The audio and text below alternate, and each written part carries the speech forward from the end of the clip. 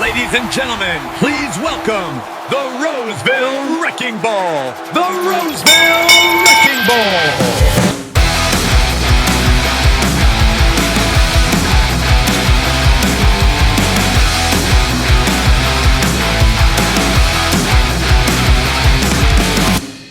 Joshua Shrum.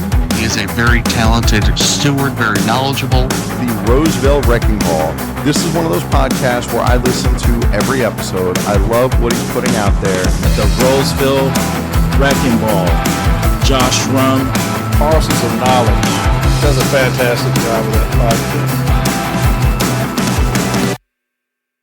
The Roseville Wrecking Ball. He is an Article 8 scholar, and thank God. We need Article 8 scholars right now. Tune into the Parcels of Knowledge podcast while you're on the route. That's the mailman's playbook, brother.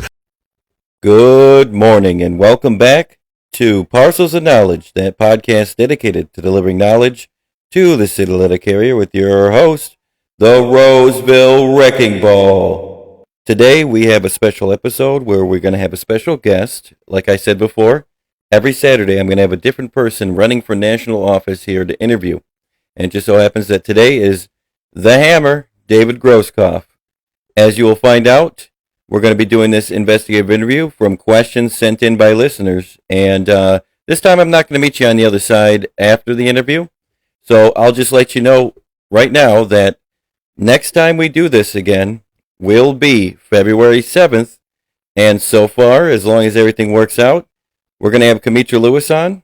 So if you got any questions for Kamitra Lewis, running under the CLC slate, please submit them in at rosevillewreckingball@yahoo.com or submit them to the Facebook of Parcels of Knowledge. But without further ado, let's go ahead and start with our long-anticipated interview with the one and only David Grosskopf. All right, here we are on the other side with our guest of honor, and we're going to start by David. Would you like to introduce yourself, state your name for the record, and talk about yourself? Yeah, sure, Brother Shroom. My name is David J. Grosskopf Jr. I am the president of the NALC, Branch 3, Buffalo, Western New York. I've been the president since 2018 here in Western New York, and I am currently a candidate for national trustee in the upcoming NALC election. All right. So that's why we got him here today. We're doing an investigative interview, see if he meets the shape of what a trustee should look like. I assume that you guys will get to know a lot about him, considering the questions were sent in by the listeners. So we're just going to start with the first one, and I think it's my favorite one, tacos. Do you prefer American with cheese, lettuce, and tomato, or authentic with onions and cilantro, hard or soft shell, corn or flour, and what are the toppings on your perfect taco? Oof, you start out with a tough question, right? When you say that to me, my answer is all the above, right? There's not a bad taco. I eat them both ways, but I do prefer the more authentic style tacos. Whether that's at a mom and pop shop or a street corner. I mean, I always joke with people, the more dangerous the neighborhood, usually the better the tacos. So you're gonna like where the convention's located, I assume. Yes. Yeah, I went to LA for like 3 months for my last union, and man, they do have good street food. Yes. All right, now number 2, as an uninformed rank and file carrier, how does it benefit me to vote for you as trustee, and what is the consequence to me if you are not elected? Very good question. My response to that is accountability. That's the biggest issue I think right now. A lot of us have with the current executive council and what's going on up there. It certainly on the surface does not appear that the executive council outside of the convention is willing to hold the national president, accountable for some of the things that he is doing and or he has done. I have absolutely no qualms about the fact that I will hold somebody accountable. That's how I run my branch here in Buffalo. I expect my trustees to hold me accountable here. It would be the same thing for me at NALC headquarters. If I was able to win the trustee spot, irregardless of who the winning candidate is for national president, that is my job, to make sure I am holding, the officers accountable for what they're supposed to be doing. And if they're not doing that, then you're going to see why, they call me the hammer. We're going to definitely, do our job because, our job as a trustee is to protect that membership. It is not necessarily to protect the executive council or an individual on that executive council. And I think that will resonate with people. The second latter part of that, what is the consequence if not elected? Well, the consequence is you're just going to get a whole lot more of the status quo, right? A lot of people are very unhappy, with currently what's happening up there at NALC headquarters. And that's been my mantra the whole time, going into this, election. There are those of us that are actually running in this election that, have qualifications, that have accomplishments, that have accolades. This is not like, somebody's just angry and they're running for a national office, or they're upset and running for a national office, or they're unqualified running for a national office. So it'll be interesting to see what the membership does in the upcoming election here. Okay. All right. So next question. Your last name, what does it mean? It's funny you bring this up. I get asked this quite a bit. So my last name is Grosskopf. I'm German, and the direct translation is big head. Gross for big and Kopf for head. And if you've ever seen me, I got a pretty big noggin on my shoulders. Yeah, well, also you're known for people getting your name wrong, right? Yeah. It's a lot of, when a lot of they'll say, they'll call me Grosskopf. They'll spell it Koph instead of Kopf. But I never take it personally. I mean, I butcher enough people's names. Yeah, you did mine. I don't get upset. You did mine in the beginning of this episode. You said Shroom, but I don't blame you. Corey says that all the time. Yeah. He kind of says Shroom all the time, but it's Shrum for me. But right. Let's see. Number 4, Brother David. I like and respect you and plan on voting for you as national trustee. I want to ask a process and unity question. In the NALC national election, it is technically allowed for members to vote for candidates on different slates for different offices. And if so, if you and Brother Cariff were both elected, would you be willing to work together to represent and advocate for letter carriers regardless of slate affiliation? That's a very good question. The first thing I'm going to say there is I've never been an establishment guy. When I ran for president here in Buffalo in 2018, I took on the establishment because I didn't agree with a lot of the things that they were doing. As far as the slate aspect of it, again, I've said this before, no team has all the best players, right?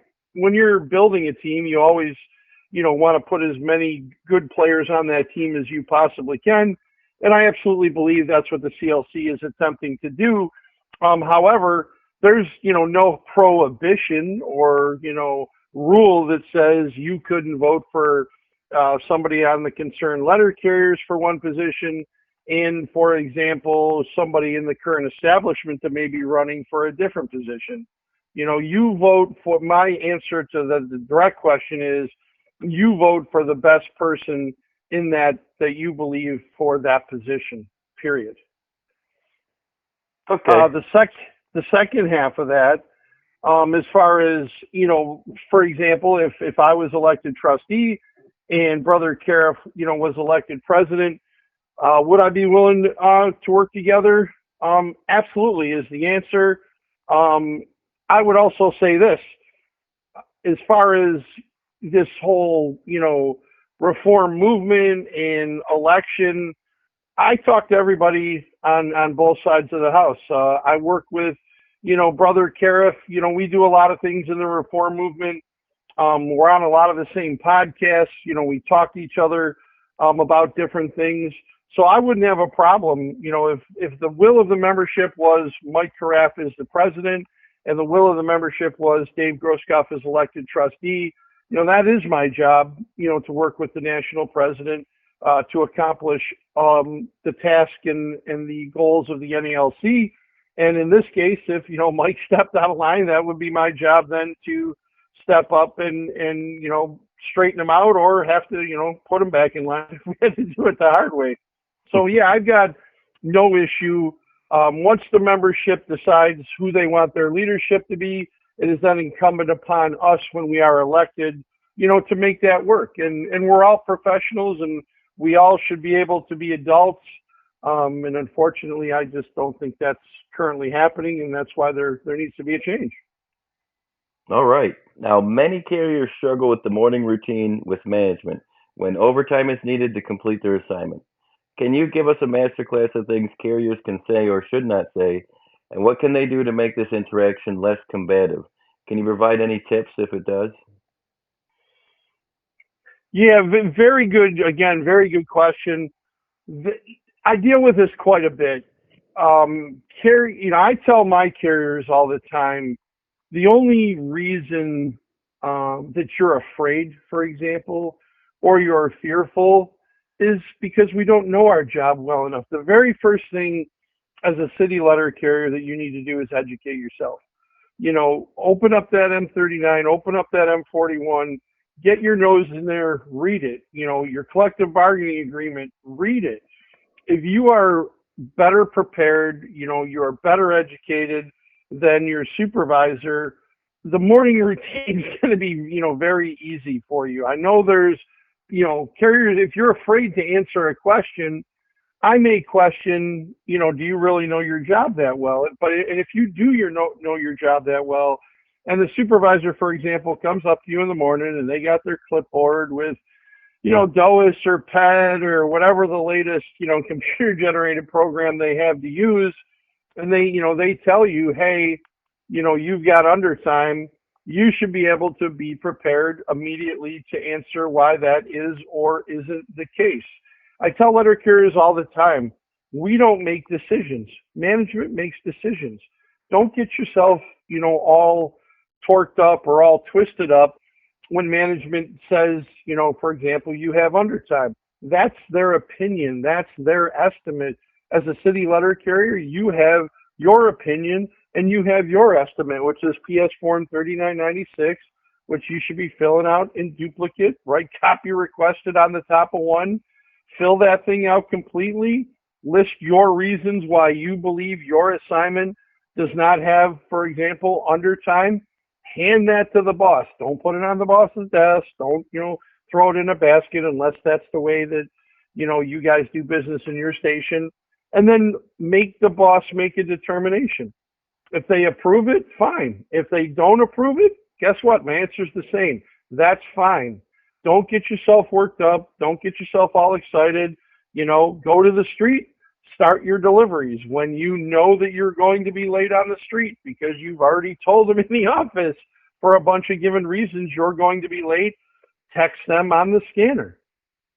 Again, force them to make a decision. If they respond to you on your scanner, follow that direction. If they fail to respond to you on that scanner, you are only approved for 8 hours. You continue delivery until you hit 8 hours. You pack everything up. You get back in that building in the 8 hour time frame and go to management and say, hey, I brought this mail back. Here's my 1571s. I'm done for the day. What do you want me to do? And if they, say go home, go home. If they say go back out, then rinse, lather, repeat, right? Pack everything back up, head out onto that street, and you do the same thing. And if you're not on the overtime list, there was auxiliary assistance available, you could have yourself, a potential grievance. You have to understand how this system works. And if you understand what the rules are and you understand how the system works, that morning routine isn't going to be anywhere near as stressful as it probably currently is for you. Oh, I like that answer. Yeah. Thank you. Maybe I'll do an episode on it sometime. All right, number 6. Will the CLC, this one's long, so bear with me. Will the Yes, CLC publicly disclose where its campaign donations are coming from? In a recent interview, Brother Corey stated that the CLC will not tell anyone where CLC campaign donations originate. That statement concerns me. As letter carriers, we should be wary of outside groups or hidden influences having any role, direct or indirect, in our union elections. Transparency matters, especially for a slate asking members to place their trust in it. As a candidate for national trustee, can you commit to letting letter carriers know where CLC campaign donations are coming from? If that is not possible, I believe the membership deserves an honest and clear explanation as to why.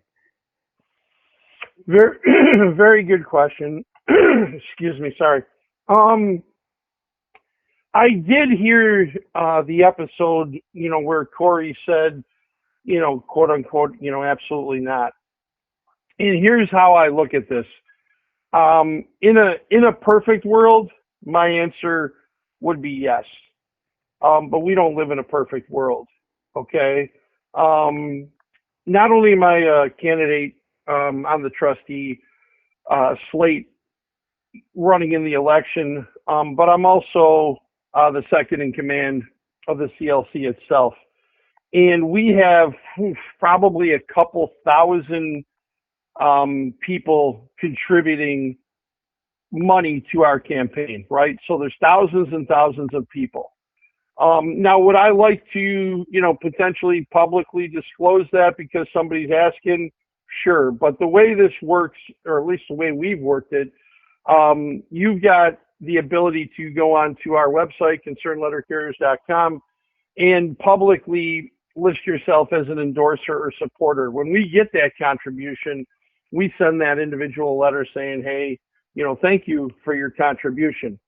If the person contributing the money wants to share that, that's up to them.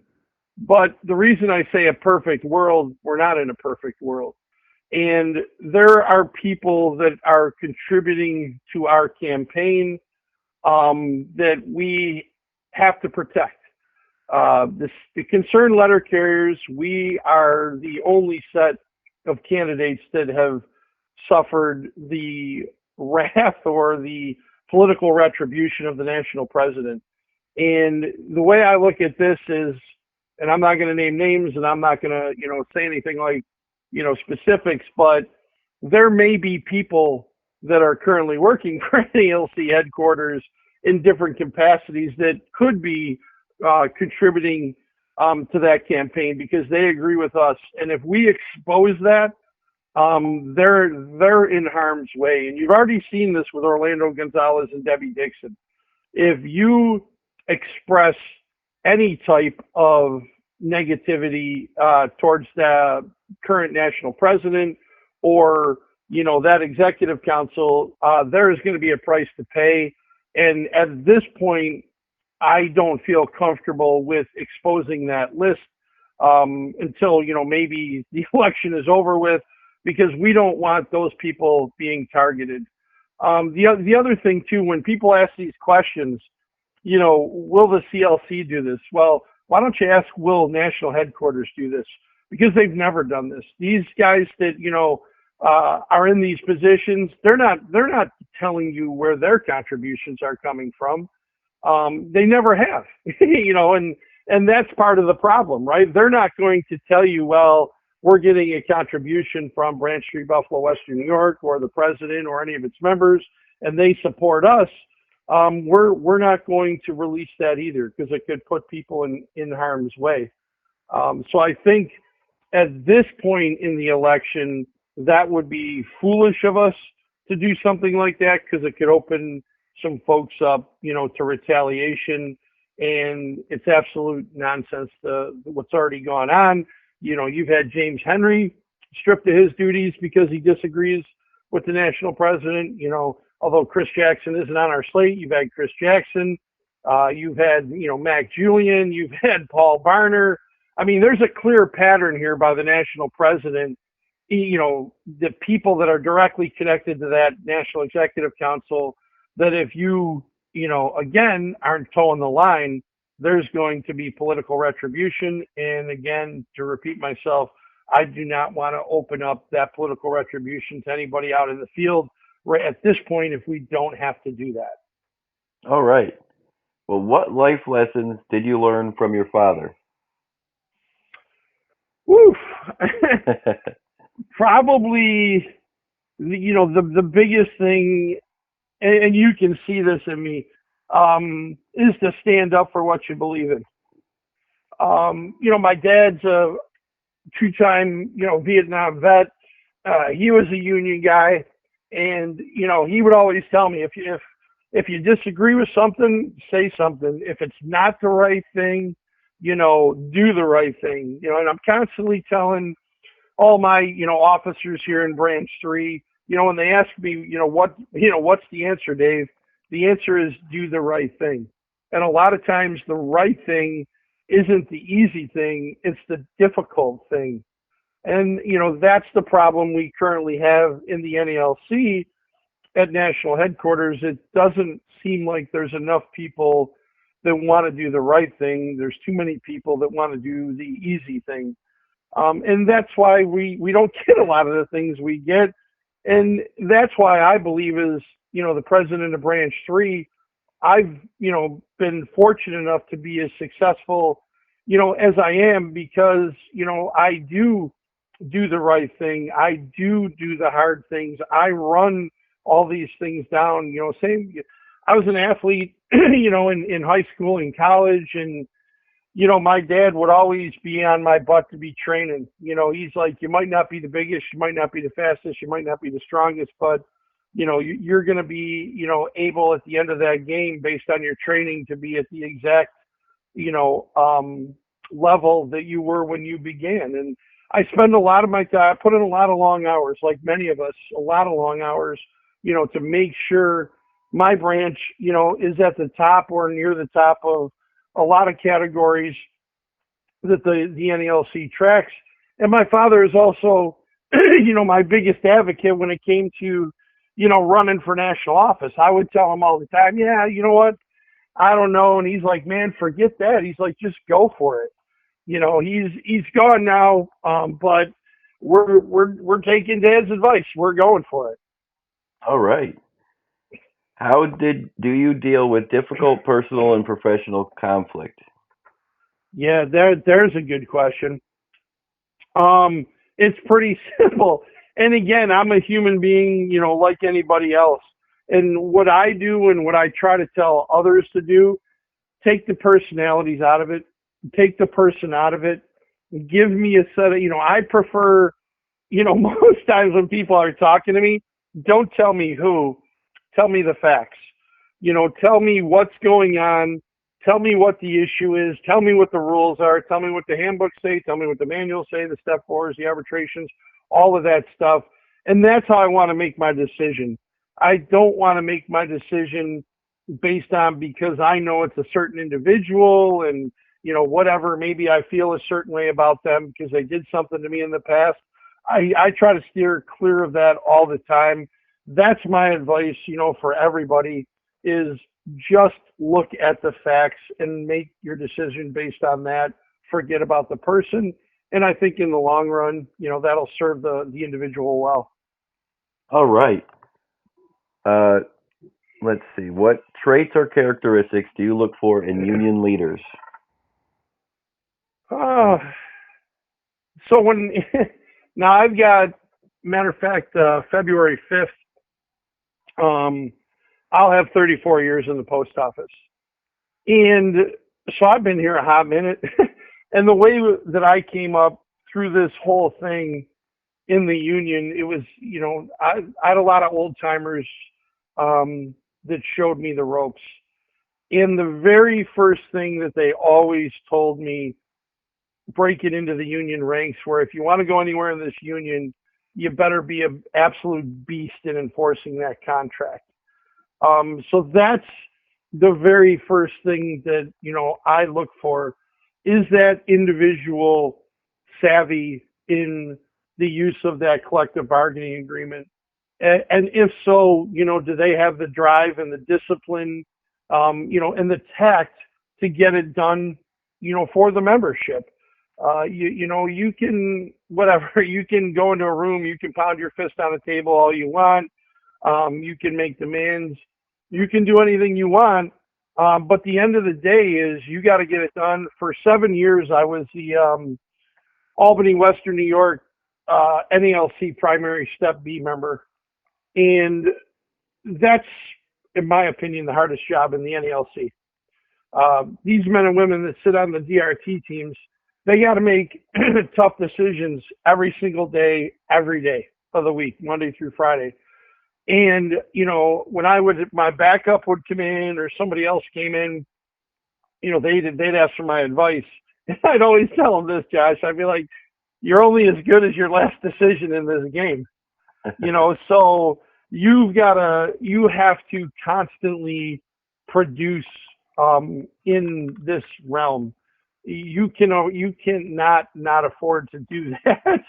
So, that's another characteristic that I'm looking for is can you produce? And, in Buffalo here, in December, we got the arbitration reports for the nation. Now, I know they just released that OIG report about, Region 3, and they got a lot of money, and kudos to, Branch 11 and Elise Foster, their president, and their informal and formal A reps, because those are the men and women that are responsible, for enforcing that contract and making sure their members are being taken care of. But when I got those reports in December, my region, Region 11, put on more arbitration cases than I believe any region in the country.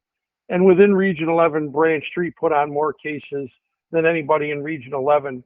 So being aggressive is another trait that I look for because that produces results. We're not going to win every case, right? I mean, that's just a fact. It's just, although a lot of times we think we're going to win every case, right? That's not the way it goes.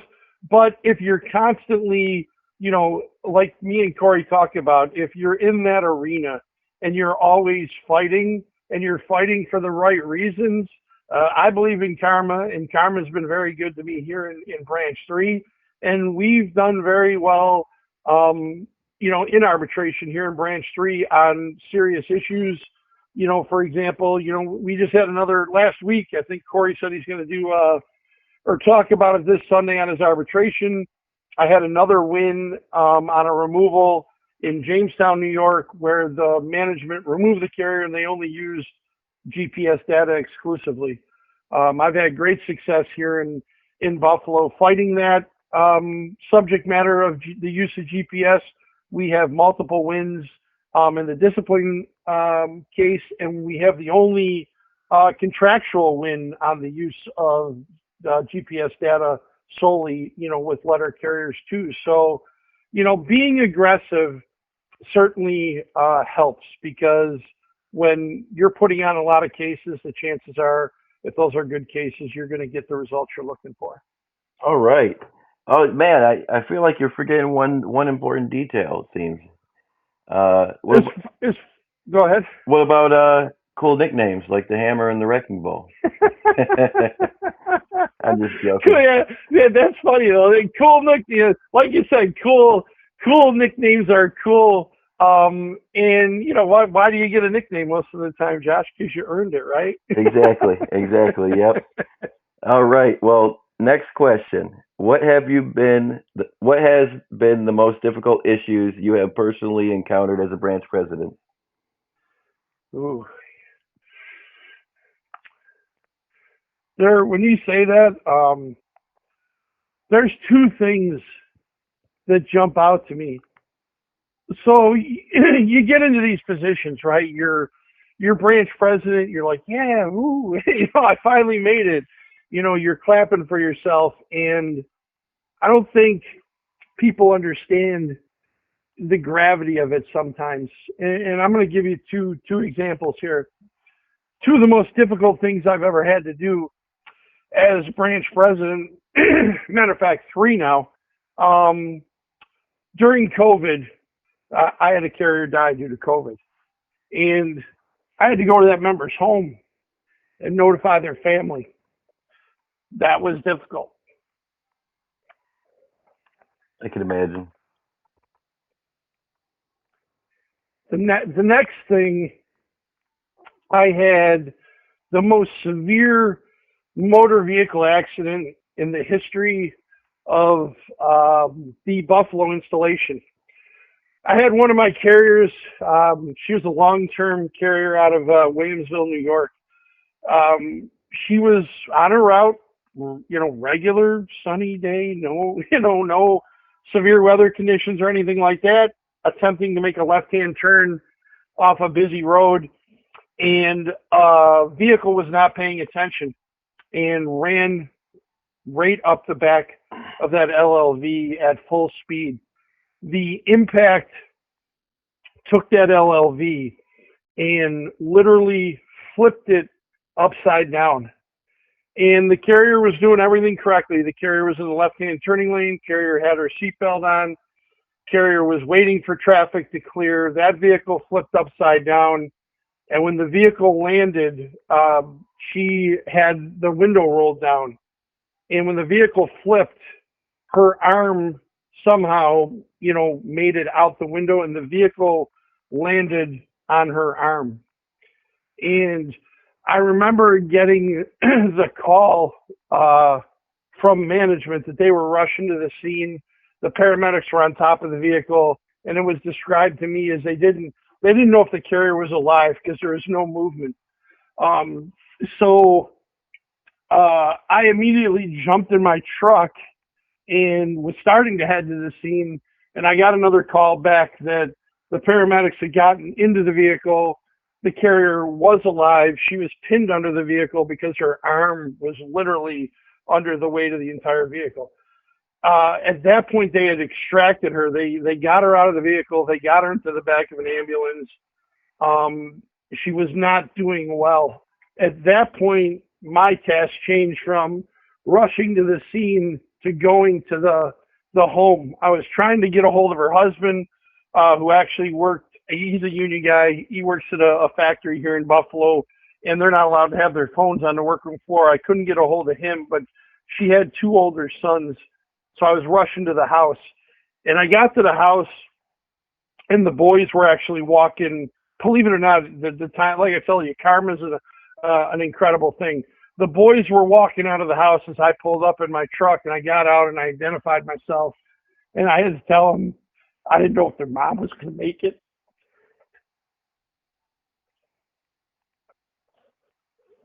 Man, I can't imagine. Yeah. So, I just said, listen, get in your truck. This is where your mom is. Get there as fast as possible. And that's what the boys did. They got in there. They rushed to the hospital. Long story short on that one, thank God she survived. Her arm had to be amputated. A little bit past the shoulder, all the way down. We got her, medical retirement, and she's doing great now. The only thing she kind of is not happy about is she was a big Harley rider, so she can't really ride her motorcycle anymore. Oh man. Yeah. So that was very difficult. And the third thing here, I just recently. And by recently, I mean beginning of December, I had a carrier that collapsed on their route. And same thing, like the paramedics were working on him. They had no idea, if he was going to make it. And same thing, I was rushing to his mother's house, to notify the family. So when you sign up for these jobs, you really don't know what you're going to get yourself into. Yeah, it's a really interesting perspective most people probably don't think about. Yeah. Like all the other stuff, man, piece of cake.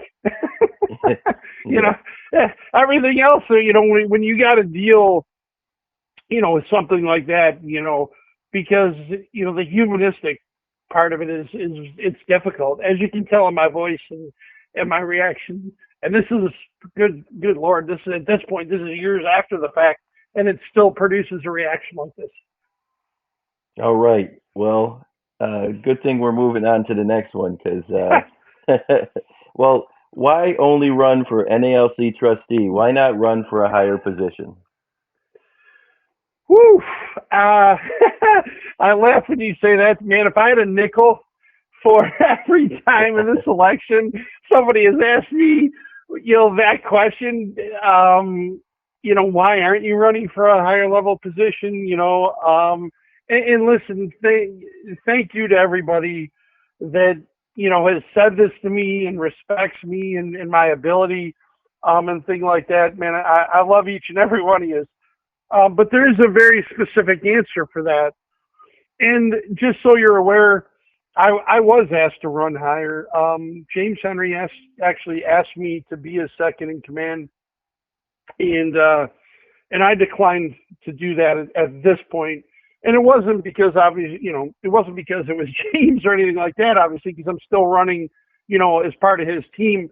But I made some promises to my younger folks here in Branch 3 in Buffalo that, I would hang out and I would stay here until such time that, I felt it was time to, hand over the reins, and these people were ready to take it. In Branch 3, I don't have the problem that we have in a lot of places, thank goodness, around the country. I have 13 people now on my executive council, and I have, multiple folks that are younger folks, in their early 30s. And they're engaged and they're learning and they're working very hard to learn how to run a local branch. And I told them I would stay here, as long as necessary until, they were ready to do this. So, when I make a promise to somebody, again, my word is my bond. I'm not going to break that bond. And in this case, in my opinion, I can be selfish and I can say, listen, you know what? Good luck to you kids, but there's a job waiting for me that I could potentially win and make. I don't even know how much money the executive vice president makes, but I know it's 2, if not 3 times the amount of money that I currently make. There's one thing you can't do with Dave Grosskopf, and that's buy him. Principle is more important to me. Integrity is more important to me. Honesty is more important to me. And when I give you my word, that's exactly what's going to happen. Number 2, if I was to take that job as executive vice president, that's a very specific job description.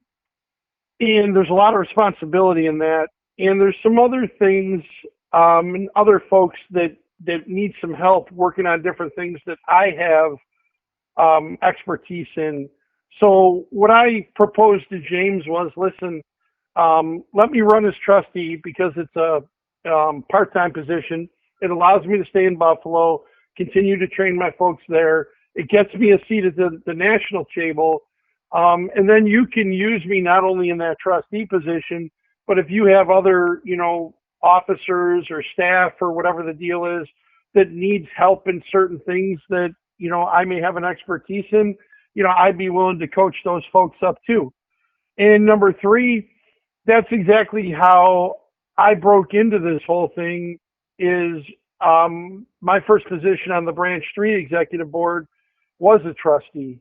I didn't shoot from,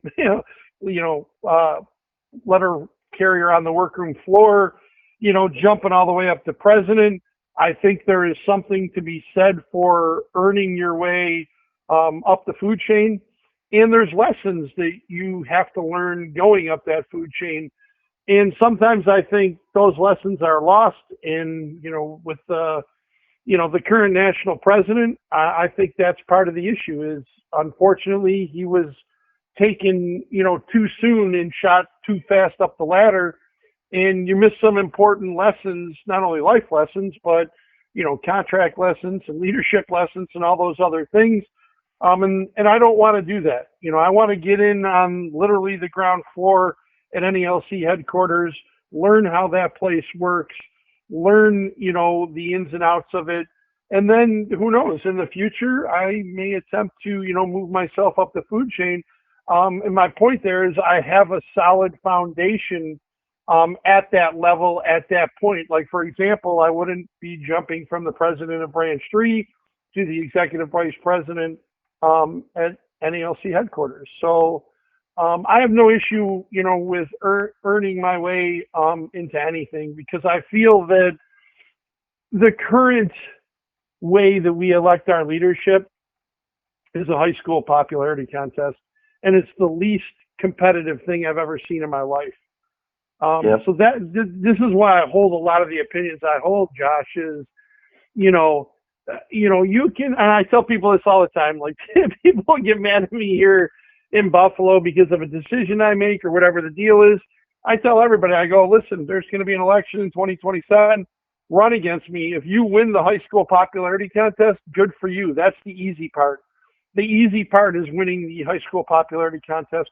The hard part is getting that job, and number one, being able to do it effectively, and number three, or being able to excel at it. And that's my whole thought process here with NALC headquarters. I'll get in on the ground floor, hopefully. I'll spread my wings out. I'll see what's going on. There's a lot of people up there, even this next round, that aren't going to be there that long. We're going to need people to backfill them. And who knows, at that point, maybe I say, okay, I do want to move up the food chain. And at that point, I've got more credibility because I'm already up there, and I've taken the time to learn how that process works. I like that answer. Thank you. What are the responsibilities of an NALC trustee? Oh, there's a few things, right, that we do as trustees. When you're looking at those job responsibilities, you gotta go to the Constitution, and the Board of Trustees, act as the trustees of the union. And I'm reading right out of the Constitution. And it says they shall no less than frequently than annually audit the books of the union, employing professional and clerical assistants as they deem necessary. They shall render a complete report of such audits to the Executive Council, which shall arrange for their publication in the Postal Record. They also shall make a complete report of such audits to the convention. They shall hold in custody the property of the union and approve the bonds of all bonded officers. They shall also serve as trustees of the NALC Health Benefit Program, Life Insurance Program, and NALC Annuity Trust Fund, or ATF for short, and such other duties as the National Convention may direct.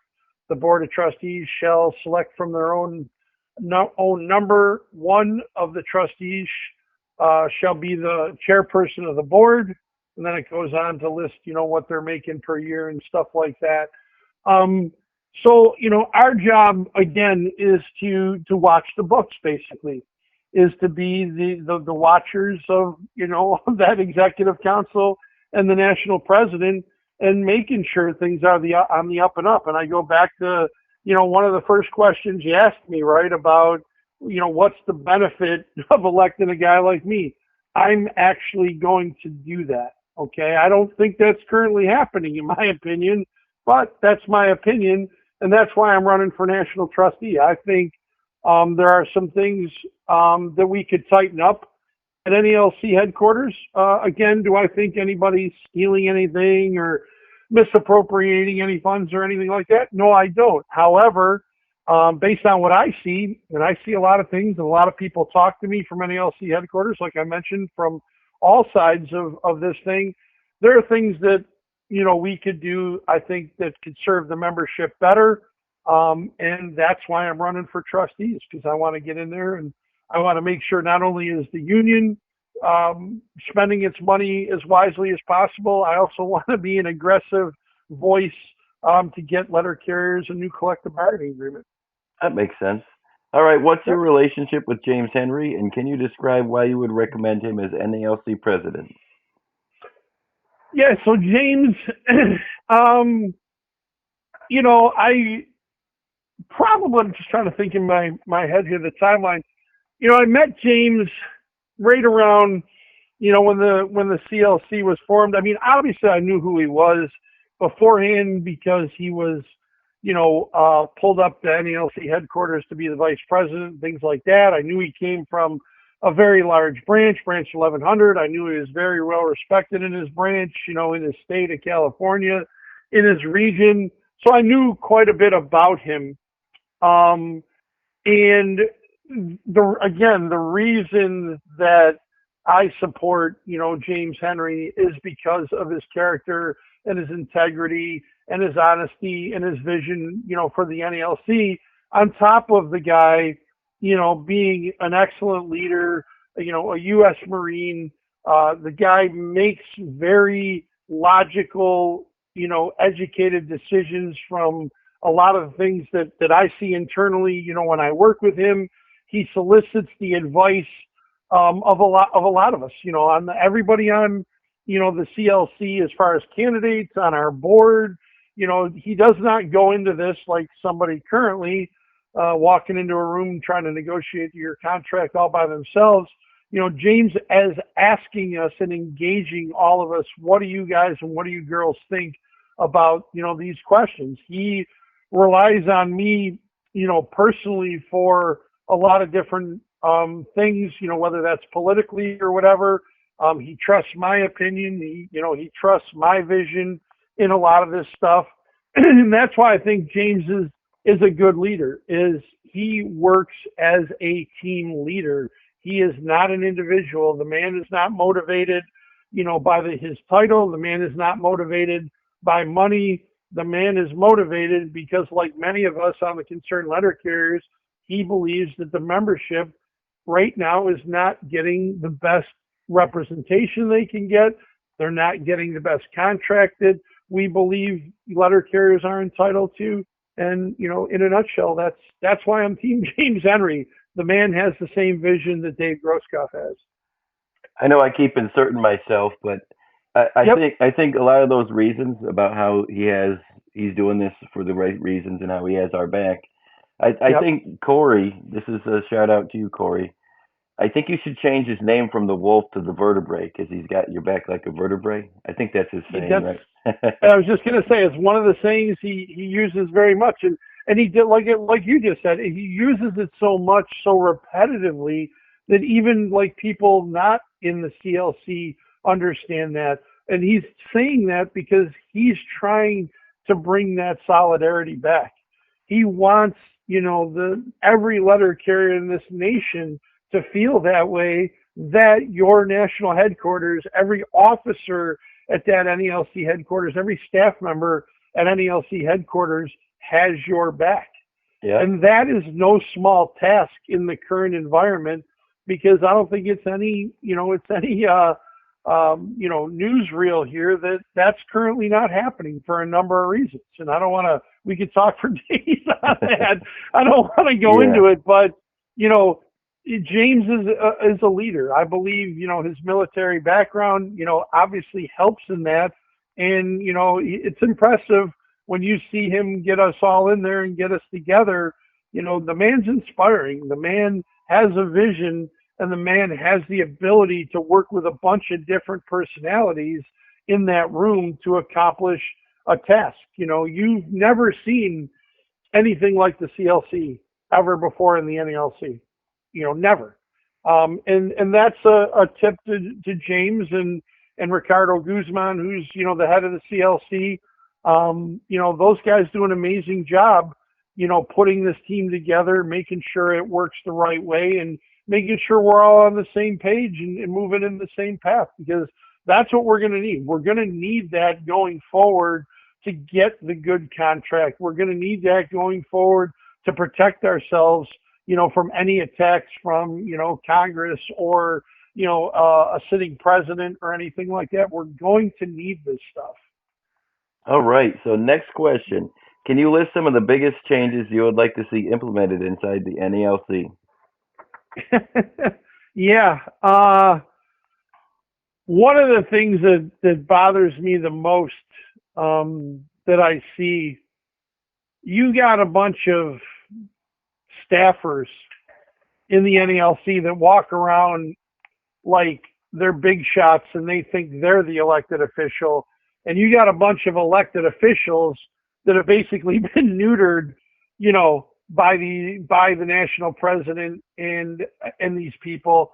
And I'll just give you an example, and I'm not going to name names, but you're having negotiations with the United States Postal Service, and instead of for example, the director of city delivery going over to discuss and negotiate something that falls under his realm, we're sending staffers over to that building to do it.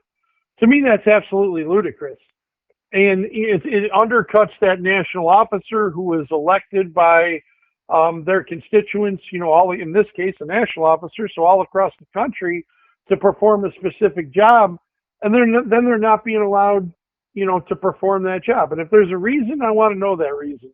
But I haven't heard a good reason other than political retribution why a lot of people have lost, duties and responsibilities concerning their jobs. So, that's one of the biggest things that I would immediately change. I mean, but I'm only trustee, right? Yeah. I don't have the ability to make that call, but whoever was the president, that'd be one of the very first things that, I would suggest to them is listen, we've got people that are in these elected positions. You have to allow them to do them. You can't be using, staffers to do this. That's not what they're there for. The staff is there to support the national officer, not the other way around. So that's the biggest change to me that I would make. I mean, there's a lot of changes. Don't get me wrong, but again, from that team concept, you got that team in place. The membership elected that team. Let that team work together and do that. Don't be taking those duties and giving them to somebody else other than the folks that have been elected to do it. All right. Now, I'm going to preface this next question because I don't know if it's necessary, but when you're going to be trustee, are you leaving your job as branch president, or is that you're going to be both, right? Correct. I'm going to be both. Yeah. And that's the main reason that I ran for the trustee spot, was so I can straddle both of those lines, where I can continue to develop my younger folks here in branch 3, and then still allow me a seat at that table at national headquarters to try to implement some of the changes I'd like there also. So we're going to skip this next question because it has to do with assuming that you would leave the presidency. So next, we're going to talk about how has your region and branch handled non-compliance issues? Like I mentioned a little earlier, my region is the most aggressive region, Region 11, in arbitration. So whatever the issue is, Region 11 isn't backing down, whether, that's non-compliance, attendance-related discipline, Article 8, you name it, we are super aggressive. And, more specifically, how has the branch handled, non-compliance issues? I've got multiple awards in arbitration on non-compliance, which have produced escalated remedies and or payment to the branch. And again, I thank my business agent out of Region 11, Mark Camilli, because Mark gives us the ability as presidents within Region 11 to be aggressive, to make our case in arbitration, and not, again, not pre-arb those cases with some bullshit boilerplate language, or, pennies on the dollar, or whatever the deal is. Mark Camilli gives branch presidents the ability to get into arbitration with their case file, make their case. And in our case here in branch 3, we do have those sustained awards for non-compliance and escalated remedies. So that's exactly how we'd handle it. Being aggressive, right? Going back to one of the qualities of leadership. I like your region. I think I've had the chance. I think your guys is RAA or something like that. Brim. Yeah, Mike Brim. Yeah, Mike Brim and Dave Kennedy are the RAAs. He was one of the people teaching my first School of Stewards classes because they needed an extra hand in Region 6. He was pretty cool. Yes. Yep, Mike's a good guy. Now, let's see. Assuming your branch has had stations with toxic work environments stemming from management, how did you address those situations as branch president? Whew, dog, yeah, I got a story. So, again, I always try to be diplomatic, with management, like I'm sure most of us do. You go to them, you say, hey, listen, we've got a supervisor, a station manager, a postmaster, whatever the deal is. We believe they're a problem. Can you fix this? And a lot of times management, they'll give you the lip service. Yeah, we'll take care of it. Never gets taken care of, right? So then you got the next situation is now you're forced to file some grievances, right? And we'll do that. We'll file those grievances and we'll point to, hey, listen, we've had a discussion with upper level management. They didn't address it. And this is what, the outcome is. Now you got to deal with the grievance. And we file the grievances and we win the grievances. And then it still doesn't stop. And at that point, that's where, as a branch president, and I've said this before, is I need different types of tools in my toolbox. And I've got representatives that, are very calm, very cool, very collected when they're in their meeting with management, and then I've got what I call my nuclear option. And I've got a guy that I use to send into the most difficult situations that I have. And again, he happens to be a former U.S. Marine. Shout out to Jim Eisenhart, steward in Orchard Park, New York. When diplomacy fails, that's when we send in the Marines here in Branch 3. And we had an issue over in one of our Buffalo stations, Cheektowaga, New York, where we had a station manager that was overly aggressive. And I talked to management for approximately a year and a half. And we were filing grievances, on this individual. And we were trying to talk our way through it. And management wouldn't do anything about it. So one morning, I got my executive vice president walked into my office and said, we got a real problem again at Cheektowaga, New York. And I looked at my executive vice president and I told him, I said, call Jim, tell him he's going into Cheektowaga. And Jim's from an AO. He's not from the city of Buffalo. And that very shortly thereafter, I believe it was within a couple days, we sent Jim in on our clock to monitor what was happening in the Cheektowaga station. And one of the floor supervisors happened to work with Jim in his installation in Orchard Park, and they got into a verbal altercation. And the floor supervisor made, I'll just characterize it as an off-candor remark to Jim. And Jim warned him not to talk to him like that. And he continued to talk to him like that. And Jim made an off-candor remark to the floor supervisor. Next thing you know, my phone's ringing. It's the Buffalo postmaster. He's screaming at me, what are you guys doing?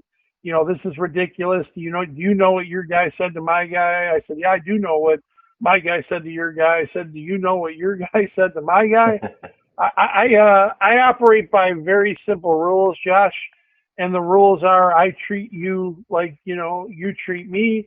And, if you want to, again, talk to me a certain way, I'm going to warn you. And if you continue to do that, you're going to have a problem. I promise you.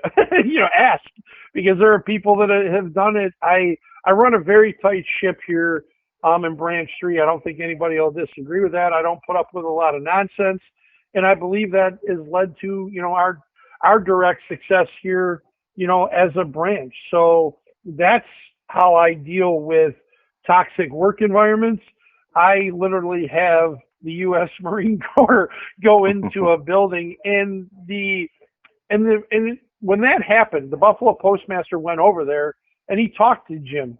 And when Jim explained to the postmaster what had happened and things like that, the postmaster had a little bit of a different view on it. And to the postmaster's credit, the postmaster moved that manager out of the station and that supervisor left that station. And, it's not perfect, right? Because they take the problem and they move it somewhere else. But for my members in that Cheektowaga station, Jim was able to go there and in an extremely short amount of time was able to show management it's not going to be business as usual. You're not going to treat the members of Branch 3 and the Cheektowaga station this way. And if you think you are, I'm going to station that guy on his post in that building every single day of the week until you straighten up. And it took Jim Eisenhart less than 24 hours to straighten the place out. So that's how Branch 3 deals with a toxic environment. And that kind of rolls into, like what Corey talks about, if we get into office and having these dogs of war, right? We want to be able to have teams that can go into these stations. And listen, sometimes it's not, it's not a comfortable thing. Another thing I tell people in leadership is you have to get comfortable being in uncomfortable situations. It's a lot of what we do, and I'm very comfortable in uncomfortable situations. I know Jim Eisenhart's very uncomfortable, or very comfortable in uncomfortable situations. But Jim has, in his heart, the best intentions, for letter carriers and protecting them. And the bottom line is Branch 3 ain't going to take any shit. Jim Eisenhart ain't going to take any shit. And if management wants to continue to go down that path, then they understand, at least here in Buffalo and Western New York, what they may face. And I give management credit. Ever since that happened, I have not, had an issue with that manager and with that supervisor, even in the other stations, that they were moved to. And so these lessons that I have here, are the types of lessons that I want to bring to NALC headquarters and implement them, to help letter carriers all across the country, right? There's, different sayings out there, and because people always ask us as a CLC, what's your plan to do this? What's your plan to do that? In my response, a lot of times, there's a motivational thing that I always tell people, and it's this, Josh. Don't talk, just act. Don't say, just show. Don't promise, because I'm never going to promise you anything. Just prove. I tell people this all the time. Stop running your mouth. I don't want to, because you're not going to scare a guy like me running your mouth, okay? I'm a competitor. I want to get in that arena, and I want to prove why I'm right and you're wrong. And that's what we need to do in the NALC. Shut your mouth. One of the earliest lessons I ever learned as a contract enforcer, the guy that trained me in almost everything I know in contract enforcement, his name's Doug Fordyce. The guy's a legend here in Western New York and the region. And when I was a young steward, he was the DRT representative, and I would send cases up to him. And I've known this guy ever since I've been in diapers. And he was blowing me out of the water. And I remember one day talking to him. I'm like, dude, come on, man. What are you doing? You're blowing me out of the water in all these cases. And you know what he told me, Josh? What did he tell you? He told me to shut up and prove my case. And right then and there is when the light bulb went on. He didn't care he was my friend. He didn't care, the relationship we had. He's like, listen, kid, you got a job to do. Quit crying about it. Quit bitching about it. Shut your mouth. Prove your case. And in the end, it was very good advice. Yeah, I think it is good advice. All right, so the next two questions, Yes, sir. I'm going to combine them for sake of time because they're related. What's your relationship with your current NBA, and who's going to be your region's next NBA if they take your recommendation? No. Oh, so, the first one's easy, right? Current NBA, and I've already mentioned him before, is Mark Camilli. In my relationship with Mark is a very good relationship. I've known Mark for a long time. I'm going to say, 20, 25 years, right around that mark. No pun intended. Mark, right? So our relationship is very good. I've worked, like I mentioned earlier, I've worked as the NALC primary in the Albany Western New York Dispute Resolution Team. That job is encompassed under the National Business Agents Office, in our case in Region 11. So I worked under Dan Toth when he was the business agent, and then Mark took over, and I was still a Step B rep for a while before I ran for the job as president of Branch 3. So I've worked with Mark for a long time. I have a lot of respect for Mark. I believe when that whole thing went down with Article 10 and the national president, I believe my MBA did the right thing.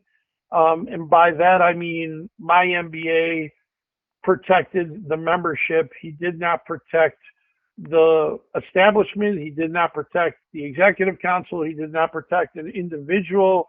His decision-making was made on what's best for the membership. And, for that, I have a lot of respect for him, because I know, that has cost him with some of the other executive board members that he has worked with and or worked for, because they hold an alternate view. And, what did we just talk about? You got to get, comfortable being in uncomfortable positions.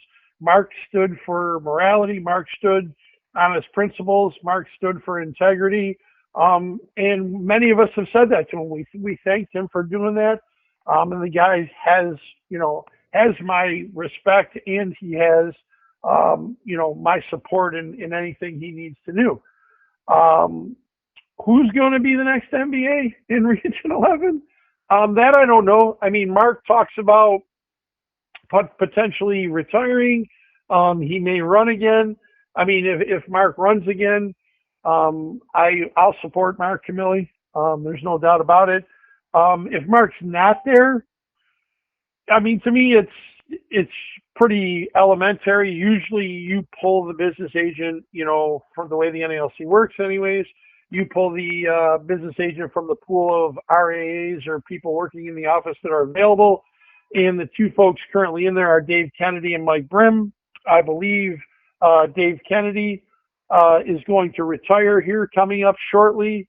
So if that was the case, I would fully throw my support behind Mike Brim to be the next business agent in Region 11. Mike's out of Columbus.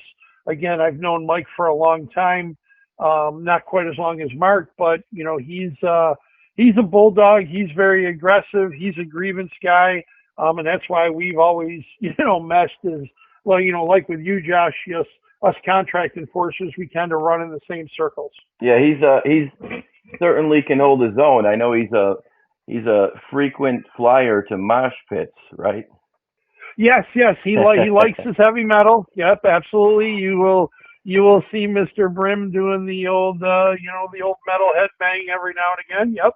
Yeah, he's a cool guy. I used to be a musician, so that's why I kind of connected with him. And like you said, he's aggressive and he's a good one. So yes, I got two more questions.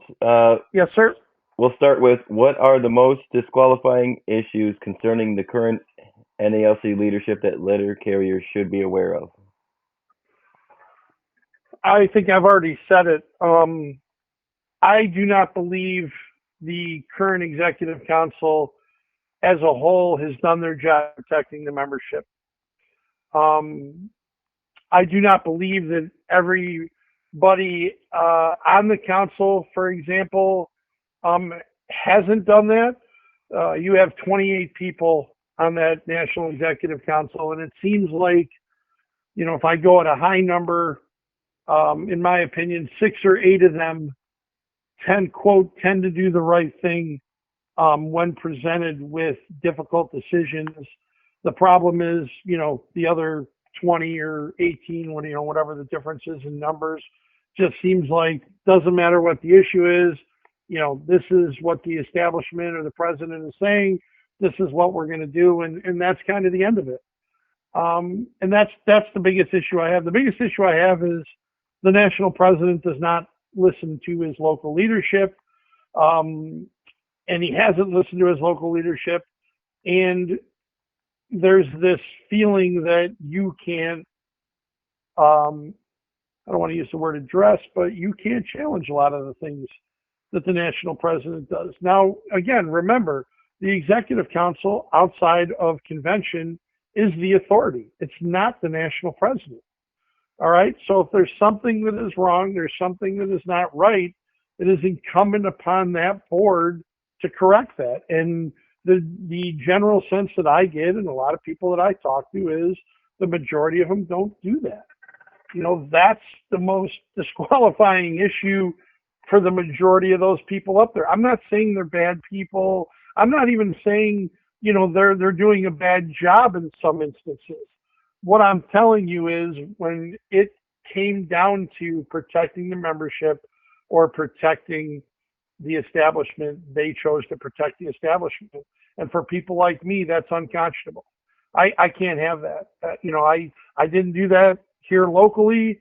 I ran against incumbents to get where I am, and I'm doing the same thing here. I'm putting my money where my mouth is. I don't believe that's right. I'm not, belly aching about it. No offense on a podcast or anything like that, but I'm doing something about it. I'm running for national office. I'm using a lot of, my own personal money to do this, to try to fix the union and try to make this better. I take offense, although I probably shouldn't, but I take offense a lot of times when people throw generalities out there about, the CLC this or the CLC that. And I'm like, have you ever taken the time to look at my record and look at my accomplishments and look what I've done from a leadership standpoint here in Branch Street in Buffalo, Western New York? I didn't do this stuff. I'm the president of the union. It's my job to lead my team. My team has accomplished things here in Branch Street in Buffalo, Western New York that nobody else in the nation has been able to accomplish, and nobody at NALC headquarters has been able to accomplish. But because I'm the outsider, because I'm the guy running against the establishment, I'm a bad guy. That's freaking ridiculous. Yep. And I revert back to what I said earlier about this thing's a high school popularity contest.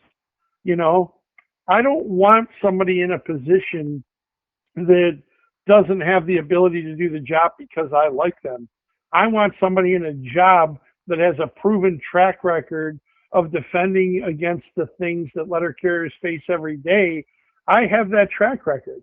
And people call me all kinds of things. I mean, arrogant, whatever. I'm peacocking. I'm doing all these things. I'm not doing any of that. All I'm doing is I'm telling you, as the leader of Branch 3, this is what my team has been able to accomplish under my leadership. And if you think that's good for letter carriers, I'm going to try to do that same thing if I'm a trustee and in the future any other position, that I hold in the NALC. Give me that opportunity. If I don't produce, I will be the first one to tell you to unelect me in that position. You ain't going to hear any of these other guys and girls say that. They sit up there for 20, 30 years, maybe even longer. I've been the president in 2018. My track record of what this branch has accomplished is lengthy. Okay. I ain't been here that long. That's why I want to get up to headquarters. I want to produce the same type of results up there that I've been able to produce at the local level. And, I believe being on James Henry's team gives me the best ability to do that. All right. Well, it was fantastic having you on here, but now we're going to go to the last and final question, which is the one question we always have to have on an investigative interview, which is there anything else you'd like to add? I mean, the only thing that I would like the membership to know, do your homework here, okay? Don't listen to, people that are like, that guy's this or that girl's that. Do your homework in this election. There are candidates out there, and going right back to your early question, Josh, I've already answered that. You do not have to vote a whole slate on either side. Take that position, president, line those individuals up, see what, their training and qualifications and goals and all those things are, and you decide out of all those candidates who the best, individual is for that job, all the way down the line till you get down there to the board of trustees.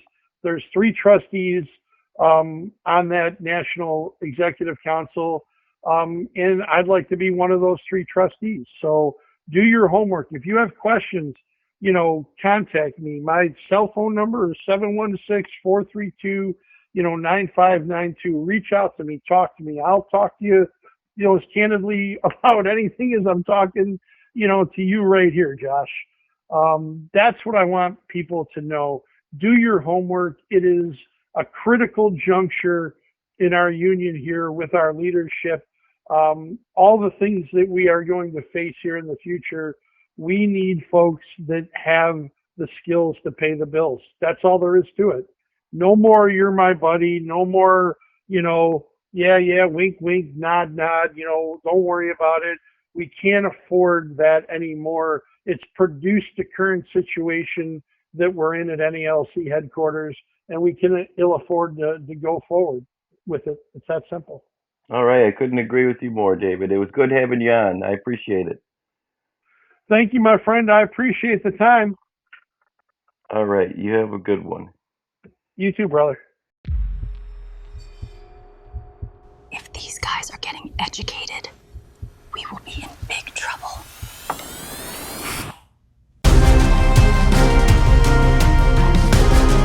Management's been weighing you down like a bag of wet catalogs, but you don't gotta take it. You strap on the elbow of education, dig it? Ladies and gentlemen, please welcome the Roseville Wrecking Ball. The Roseville Wrecking Ball. The Roseville Wrecking Ball is an Article 8 scholar, and thank God, we need Article 8 scholars right now. The grievous genius, the Roseville Wrecking Ball, doing amazing work. Tune into the Parcels of Knowledge podcast while you're on the route. That's the mailman's playbook, brother.